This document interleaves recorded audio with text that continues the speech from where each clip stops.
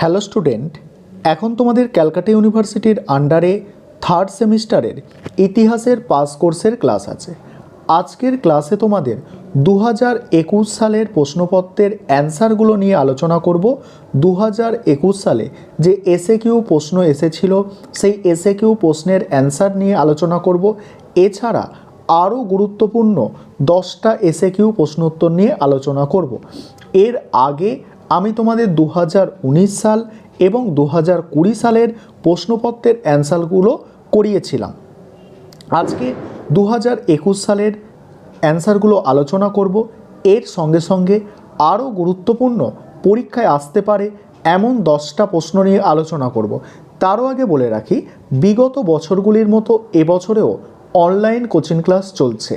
তোমরা যারা অ্যাডমিশান নিতে ইচ্ছুক আছো, ক্লাস যদি ভালো লেগে থাকে তাহলে তোমরা অ্যাডমিশান নিতে পারো।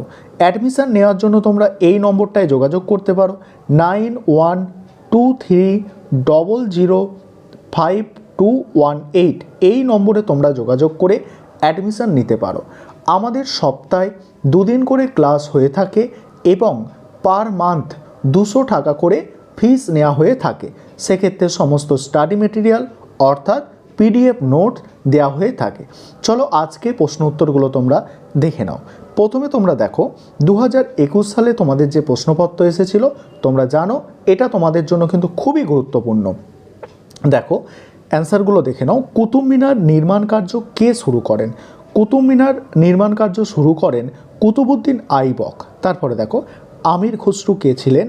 আমির খসরু ছিলেন একজন সুফি কবি এবং গায়ক। তিনি ছিলেন নিজামুদ্দিন আউলিয়ার আধ্যাত্মিক শিষ্য। তারপরের প্রশ্ন, নব্য মুসলমান কারা? খলজি সম্রাট জালালউদ্দিনের সময় কিছু বন্দি মঙ্গল ধর্মান্তরিত হয়, মুসলমানে পরিণত হয়। ধর্মান্তরিত হয়ে লিখবে, ধর্মান্তরিত হয়ে মুসলমানে পরিণত হয়। এরা নব্য মুসলমান নামে পরিচিত। তারপর দেখো কোন দিল্লির সুলতান সর্বপ্রথম দাক্ষিণাত্য অভিযান করেন? দিল্লির সুলতান আলাউদ্দিন খলজি সর্বপ্রথম দাক্ষিণাত্য অভিযান করেন। তারপরের প্রশ্ন, সুফি আন্দোলনের একজন সাধকের নাম? সুফি আন্দোলনের একজন সাধক হলেন নিজাম উদ্দিন আউলিয়া। তারপরে প্রশ্ন, রাজা গণেশ কে ছিলেন? রাজা গণেশ ছিলেন বাংলার একজন হিন্দু শাসক। তিনি বাংলায় ইলিয়াসাই রাজবংশকে ক্ষমতাচ্যুত করে ক্ষমতায় এসে সমগ্র বাংলা জুড়ে স্বাধীন হিন্দু সাম্রাজ্য স্থাপন করেন। তারপরে প্রশ্ন, মধ্যযুগে বাংলার কোন কবি গুণরাজ উপাধি গ্রহণ করেন? দেখো গুণরাজ উপাধি কে গ্রহণ করেছেন? মধ্যযুগে কবি মালাধর বসু। নেক্সট প্রশ্ন, দক্ষিণ ভারতের বাহমিনী রাজ্যের প্রতিষ্ঠাতা কে? দেখো তুর্কি বংশোদ্ভূত সেনাপতি আলাউদ্দিন বাহমান শাহ দক্ষিণ ভারতের বাহমনি রাজ্য প্রতিষ্ঠা করেন। নেক্সট প্রশ্ন, খানুয়ার যুদ্ধ কবে সংগঠিত হয়? 1527 খ্রিস্টাব্দে খানুয়ার যুদ্ধ সংগঠিত হয়। নেক্সট প্রশ্ন, হলদিঘাটের যুদ্ধ কবে সংগঠিত হয়? 1576 খ্রিস্টাব্দে হলদিঘাটের যুদ্ধ সংগঠিত হয়। তারপরে দেখো সুলই কুল কি? সুলই কুল কথার অর্থ হলো পরধর্ম সহিষ্ণুতা। মোগল সম্রাট মহামতি আকবরের ধর্মনীতির মূল কথাই ছিল এটা লিখবে সুলই কুল বা পরধর্ম সহিষ্ণুতা। এটা হবে সুলই কুল। তারপরে ফৈজি কে ছিলেন? ফৈজি ছিলেন মধ্যযুগের একজন কবি ও পণ্ডিত। তিনি ছিলেন আকবরের সভাসদ আবুল ফজলের বড় ভাই। তারপরে জাহাঙ্গীরের রাজসভায় আগত একজন বিদেশি পর্যটকের নাম? দেখো ক্যাপ্টেন হকিংস এসেছিল 1608 খ্রিস্টাব্দে। ঔরঙ্গজেবের অধিকৃত দাক্ষিণাত্যের একটি শিয়া রাজ্যের নাম? একটি শিয়া রাজ্য হচ্ছে কি বিজাপুর।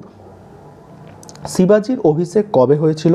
1674 খ্রিস্টাব্দে রায়গড় দুর্গে মারাঠা নেতা শিবাজির রাজ্যাভিষেক হয়।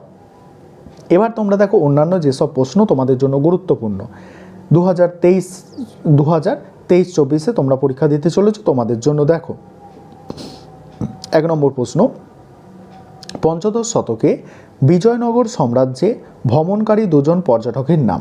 দেখো দুজন পর্যটককে, ইটালির পর্যটক হচ্ছে নিকোলো কন্তি এবং সমরখন্দের দূত আব্দুর রেজ্জাক। আবার আছে কৃষ্ণদেব রায়ের রাজত্বকালে এসেছিল মানে পর্তুগিজ পর্যটক পায়েজ। তারপরে দেখো, কবে কাদের মধ্যে তালিকর যুদ্ধ হয়েছিল? 1565 খ্রিস্টাব্দে বিজয়নগর রাজ্যের সাথে 4টি সুলতানি রাজ্য বিজাপুর, গোলকোন্ড, বিদর, আহমদনগর শক্তিজোটের তালিকর যুদ্ধ হয়। এই যুদ্ধে বিজয়নগরের রাজা রাম পরাজিত ও নিহত হন এবং বিজয়নগর রাজ্য ধ্বংসপ্রাপ্ত হয়।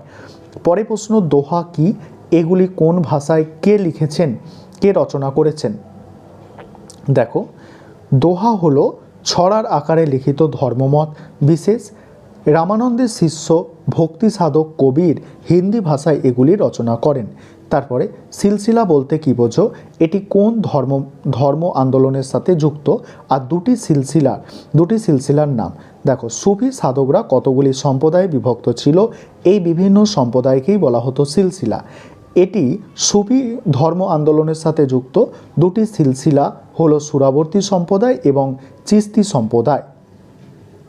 তারপরে দেখো, সুলতানি যুগে গড়ে ওঠা দুটি বাণিজ্য কেন্দ্রের নাম। কোচিন, কালিকট বন্দর। আরও লেখা আছে, দেখো আরও এগুলো দুটো লিখতে বলা হয়েছে, তোমরা লিখবে কালিকট আর কোচিন বন্দর। তারপরে দেখো, রাজা গণেশ কে ছিলেন? তিনি কাকে অপসারিত করে সিংহাসনে বসেন?